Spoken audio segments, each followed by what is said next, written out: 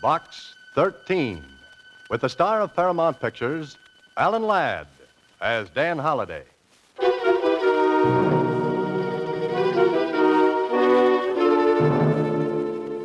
Box 13. Box 13. Box 13. Box 13. He looked deeply into her eyes, which reflected his mood like twin lakes of azure blue. Azure blue. Why does a woman always have to have azure eyes? Why couldn't they be fire engine red? As his muscular arms tightened around her fragile...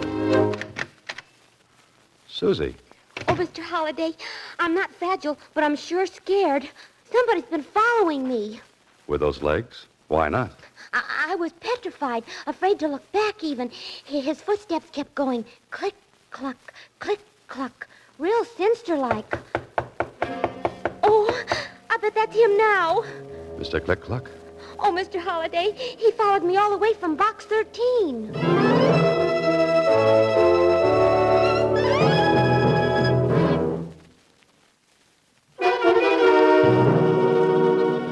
And now, Box 13, starring Alan Ladd as Dan Holliday.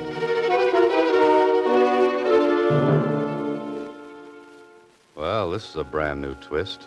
Besides a message from Box 13, Susie has brought a mysterious caller.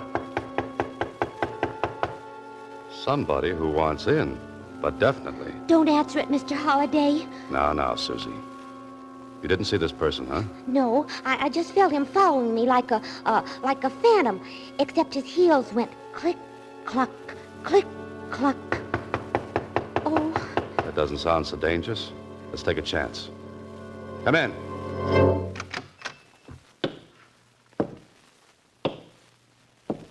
Oh.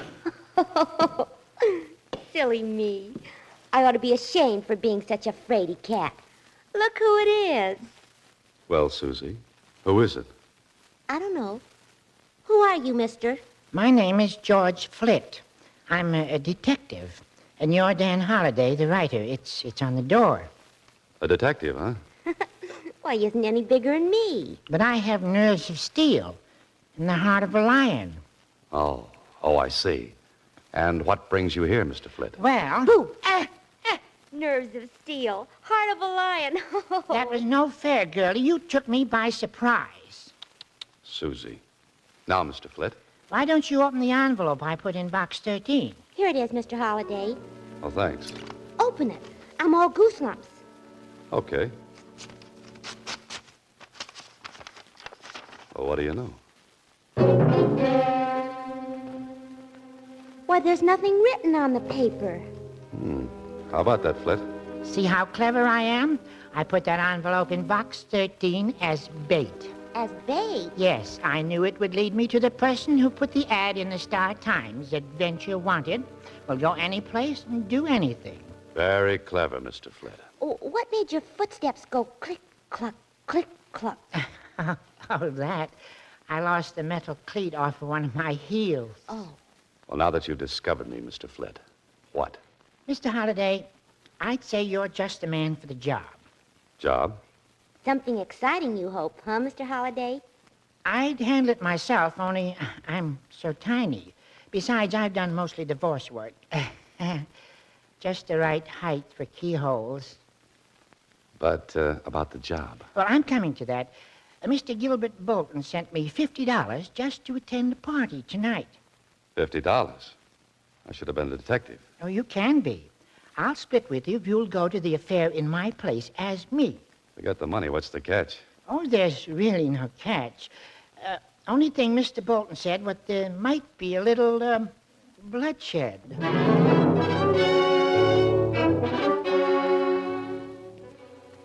Well, this holiday is the wackiest situation yet from good old Box 13. Yes, Holiday, you must be hard up for story ideas. Hard up for brains, too. Otherwise, why are you riding with George Flit, detective, in his hot rod jalopy? Destination, bloodshed. And you've never met this Bolton who's having the party? No, but he phoned and explained that the party is going to be at his nephew's place, Kenneth Bolton. Kenneth, huh? What about the bloodshed? Well, as I understand it, Kenneth's father, that is, Gilbert Bolton's brother, committed suicide not so long ago. Oh. Gilbert said the boy is suffering from neurasthenia, I think he said. Psychoneurotic, huh? Yes, on account of the way his father died. Gilbert's afraid the boy may take his own life tonight. Why tonight, especially? Well, it seems that Kenneth drinks a lot at these parties and gets depressed. And my job is... To see that he doesn't commit suicide tonight. I've looked forward to more pleasant evenings. I think that's the place up ahead with all the lights on. Yeah, that's the address you mentioned. We must be about 15 miles from town. 14 7/10 by my speedometer. Well, Flit, I may as well take off. What are you going to do? Oh, I'll sit here in my car and listen to the radio, sort of keep my eye on things from the outside. Good idea. See you later, then.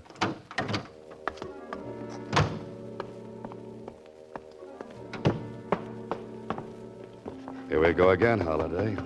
Oops, the name's George Flit, detective. Remember? Beyond this door, who knows? But it's a beautiful house, a beautiful night, and a beautiful girl. Good evening. Oh, good evening. I'm looking for Mr. Gilbert Bolton. Won't you come in? And you are... George Flit. You say you're George Flit? That's right. I'm Rita Martin. How do you do? Now, let's go in and find Gilbert Bolton, Mr. Flit.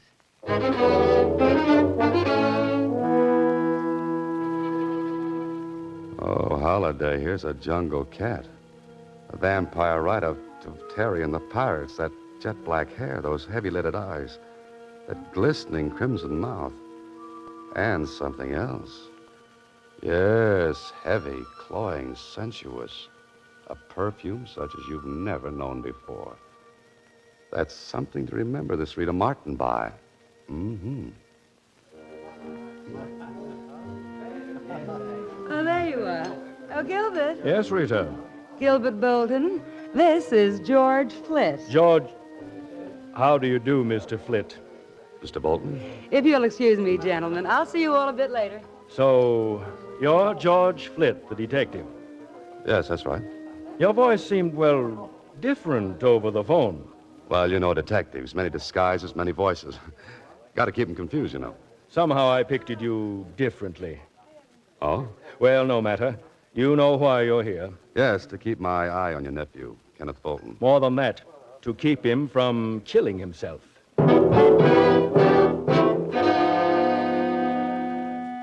The way this man looks at you, Holiday.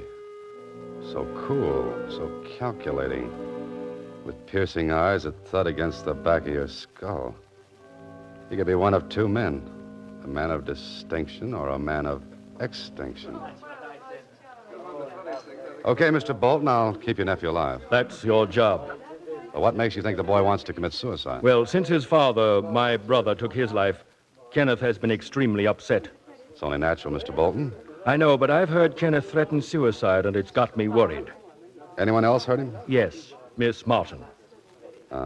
Anyone else? What do you mean, anyone else? I just wondered if anyone else had heard him make these threats. I really wouldn't know. It's enough that Rita and I know about it. How does Rita figure in this picture? Aren't you being a bit presumptuous, Mr. Flit? A detective likes to know these things. Miss Martin is an old friend of the family. Oh, there's Kenneth now. I'll bring him over. Just as Gilbert Bolton passed me, there was something familiar about him. What was it? Who was it? Come on, think, Holiday. It may be an important clue. But here they come. The man of extinction and a typical boy from Princeton or Yale or Harvard. George Flit, my nephew, Kenneth Bolton. Glad to meet you. How do you do? Enjoying yourself, Mr. Flit? Very much. How about you? Oh, so-so.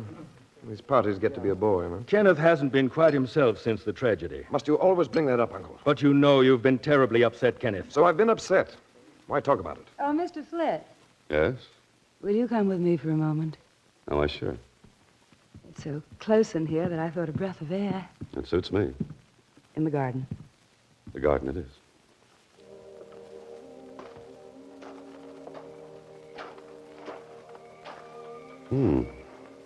Nice. A moon, too. Lovely, lovely night. Ah, the scent of those flowers. Exquisite, isn't it? Uh-huh. But not to compare with your perfume. You noticed it. Yes, it was so unusual. It's called Whispering Gown. Whispering Gown. I like the name. Say, Yes? I know where they got that name. Oh? From Cyrano de Bergerac. The passage where he describes Roxanne. Across my life, one whispering silken gown. That was lovely. You're quite literary, aren't you, Mr. Flit? Well, yes and no. Just what do you do? Gilbert Bolton didn't tell you. No, but let's sit on this bench and you tell me all about yourself. As you come close to her, you get another whiff of... And suddenly you've got it. That's what bothered you about Gilbert Bolton. Her perfume rubbed off on him. Flit is an old friend of the family. She's young and a close friend of Gilbert Bolton's. She's brought you out here for a reason. Well, aren't you going to sit down? Oh, I sure, but just a minute. I want to borrow some cigarettes. I've got plenty of cigarettes. I'll be right back. Something about this whole setup is as phony as a China egg. And as the crooks in your story say, better case a joint before you go inside. There. There's a window. Just pull the bushes back. Let's take a gander. Well, everything looks on the up and up. Kenneth with a drink on the table beside him, and there's his uncle coming up. He set another full drink right beside Kenneth. Hey, what else is he doing? You'd better get in there, Holiday, and fast.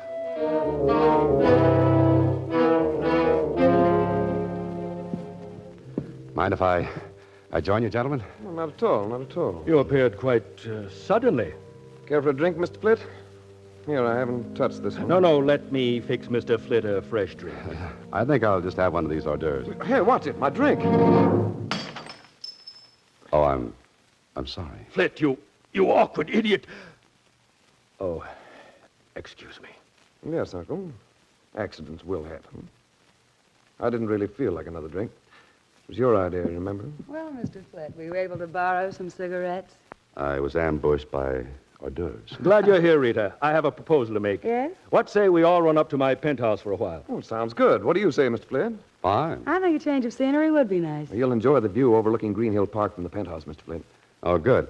What's the address? Tell you what, Mr. Flit. Rita, Kenneth, and myself will go ahead in my car. Then you can follow us in yours. Well, maybe I'd better go with Mr. Flit to keep him company. No, I'd like you with me, Kenneth. There's something I want to discuss with you. Important. Well, perhaps I should have the address in case I lose you. That won't be necessary. Just follow me.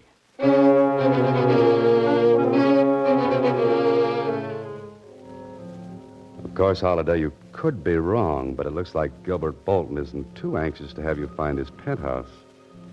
But you're a suspicious lad, Holiday. You've created so many diabolical characters for so many fiendish plots. Maybe you've become a little touched. The time's a wasting, Holiday. Get to a phone. There it is, end of the hallway. Now, if Mac's on duty in the morgue of the Star-Times, we'll ask a few questions. Star-Times reference room. Hello, Mac. This is Dan Holiday. Ah, Danny, what can I do you for? Say, you got anything on the Bolton suicide? Just filed those clips away yesterday. And even if this is a clips joint, I won't charge you a penny. Clips joint. You get it, Dan? Yeah, I get it. But what about Bolton? Poisoned himself. Left all his dough to his son, name of Kenneth. Anything else? Well, there was something about Bolton's brother, Gilbert. He sort of taking over and helping the boy. Kid was pretty broke up. Hey, Dan. Hey, did you hang up? No, but someone did. Someone was listening on another extension.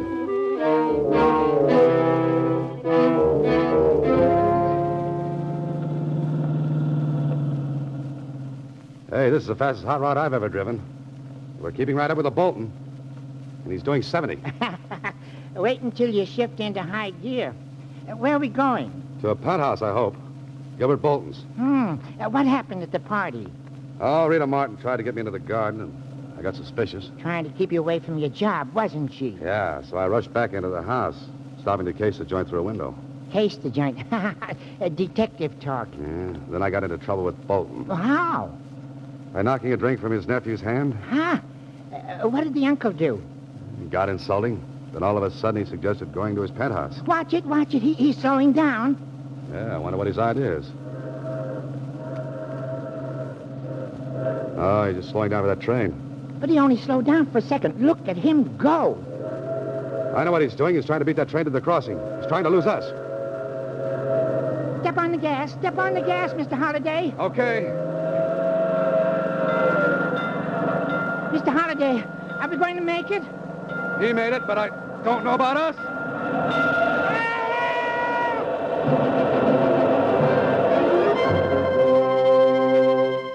You are listening to Box 13, starring Alan Ladd as Dan Holliday.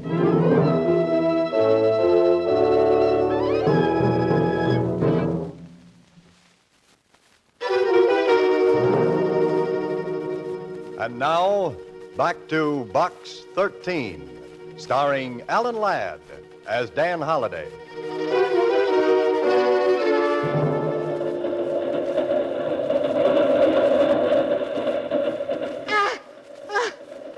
Next time I want such a close shave, I'll see my barber. Yeah, me too. Gosh, Mr. Holliday, I thought I could handle this hot rod, but the way you whipped her off the road just short of those tracks, Not a scratch on her. Lucky us. that train must be a mile long. By the time it passes, Bolton can be in Alaska. What's the address of his penthouse? You're asking me. All I know is it overlooks Green Hill Park. Our next stop.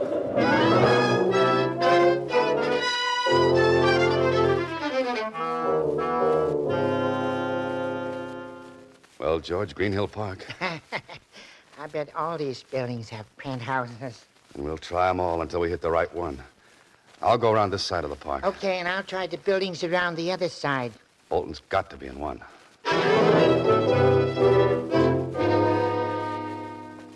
Do you have a Mr. Bolton in your penthouse? No one here by that name. A Bolton in the penthouse? No, but we have a Botsford in the basement. Why, yes, Mr. Gilbert Bolton came in a short time ago. Hello? No, with a lady and gentleman. Want to go up? Please.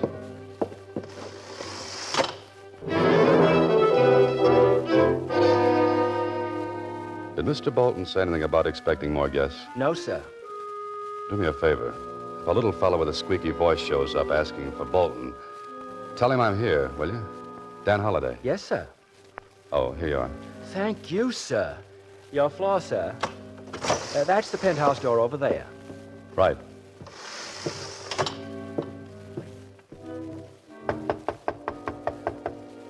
I've got a sneaking hunch I won't be welcome. Flit, how did you get up here? You didn't expect me? Yes, of course, but you've earned your money. You can go home now. I'm sorry, Miss Maud, but Mr. Bolton hired me. It's up to him to fire me. But he's not here. He and Kenneth both went out. May I come in and wait? No. Goodbye. Now what? Now what does the intrepid hero of my stories do? He looks for another door. Like that one. He tries it. It's open. Leads into a hallway. And there's yet another door. The servants' entrance to Bolton's penthouse. And 10 to 1, it's locked, bolted, and barred. Maybe even nailed shut. You're some gambler, Holliday.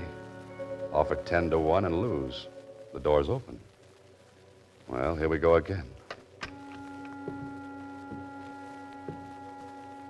Shh. Quiet, Holliday. Ah, there's a door leading to the terrace and voices. Really an excellent view here. Now get your ear up, Holliday. But don't let them see you. Don't you think it's a little chilly out here, Uncle? Let's go inside. Chilly, Kenneth? I'm really very comfortable. Here's the view I was telling you about, Kenneth. Better lean over the rail a bit to see around that turret. Oh, don't push against me, Uncle. That's a 10-story drop. Now, look over there, Kenneth. Uncle Gil! Kenneth, let's get away from that rail. Oh, Flit, you don't have to throw me back. Better than having your uncle throw you forward. What's the meaning of this outrage, How Flit? did you get in here anyway? I'm going to call the police. Fine, and save me the trouble. Look, Kenneth, I was hired to keep you from committing suicide. Suicide? Who, me? Yeah, but instead I'm keeping you from being murdered. Feel in your coat pocket. Ignore him, Kenneth. He doesn't know what he's talking about. A bottle. It's marked poison. Yeah, I saw your uncle plant it in your pocket through the garden window. He wanted to make it look like you poisoned that drink I knocked from your hand. Stop right there, Holliday. This isn't a cap pistol. You too, Kenneth. Don't move. Oh, you must be crazy, Uncle Gil. And you knew I was Dan Holliday all along, huh? Of course. I've seen your picture in the book review pages. Then I caught you a telephone conversation with the Star-Times on the extension. You get around. I can't believe this. You, my uncle. What's the play now, Bolton? Well, first I walk over to Kenneth and knock him out with his gun. No. Don't move, Holliday. I've still got you covered. Oh? And now that you've knocked out your nephew, what's your next move? Mr. Holliday, before I heave him over the rail to make it look like suicide, I'm going to shoot you. Oh, fine. Then I'll wipe my fingerprints off this gun and press my nephew's hand around the butt. His fingerprints on the gun will prove he shot me, huh? But what about a motive? Very simple. You tried to stop him from jumping off the terrace. And you're supposed to invent plots, Mr. Holliday. But they'll trace the gun to you, Bolton. Oh, no. It's Kenneth's gun. I took it from his room. And you wanted a detective on hand to throw off suspicion. Yes, Mr. Holliday. Who'd suspect Gilbert of murder when he'd hired a detective to protect Kenneth? But why? Why do you want to kill your nephew? Let's say I borrowed quite a large sum I can't make good. Oh, embezzlement, huh? And you need Kenneth's inheritance to keep out of jail. Wouldn't he lend you the money? Not the amount we need. We? Obviously. So we're taking it all. Clever, eh, Holliday? You're killing me. You're so right. Get rid of whoever it is, Rita.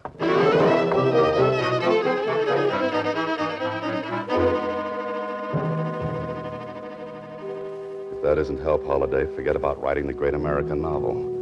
No room in a coffin for typing. I tell you, Now listen here, I've got to go in and see. I know. I say you can't come I into this tell you, room. I've got to get in. I know Dan Holliday's in here and nobody's Never mind, keeping Rita. I couldn't stop him. I've got plenty of bullets.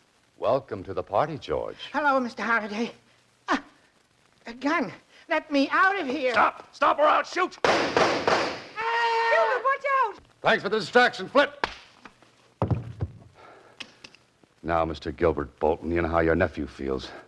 Well, I know how it feels to be on the right end of this Smith & Wesson. You knocked him out. What are you going to do? Do? Well, since the party's getting dull, let's invite a few more boys. Say from headquarters. This is Box 13, starring Alan Ladd as Dan Holliday.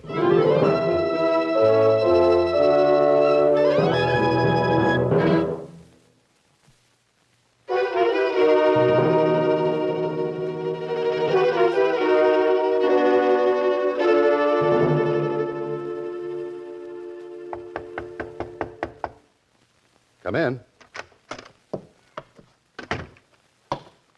Hello, Mr. Holliday. Hello, Susie. Ah, Mr. George Flit, detective. How's the arm, Mr. Flit? Oh, it's healing up fine. One of the bullets just grazed me. You know, I bled quite a lot. Say, wasn't that awful, them trying to kill that boy? And he really wasn't psycho whatchamacallit at all. Bolton cooked that up to support the suicide story. What's going to happen to them, Mr. Holliday? Well, they've got Bolton for embezzlement and attempted murder. They're holding Rita as his accomplice. And she was such a beautiful girl and so sweet, too. Yes, George, you can say that again. How's the rod hot these days, Mr. Flit? Hot rod, Susie. hot rod. Rod hot, red hot. Oh, how is it anyway? Red hot. Oh, it's fine. And Mr. Halliday, even if I did run away from that gun, I really do have the heart of a lion. But of course, George. Only thing is, it's a scaredy cat lion.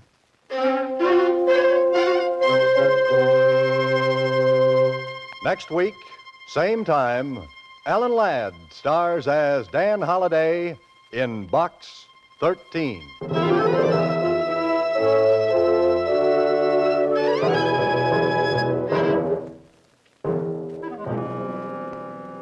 Alan Ladd appears through the courtesy of Paramount Pictures and may currently be seen in Wild Harvest. Box 13 is directed by Ted Hediger.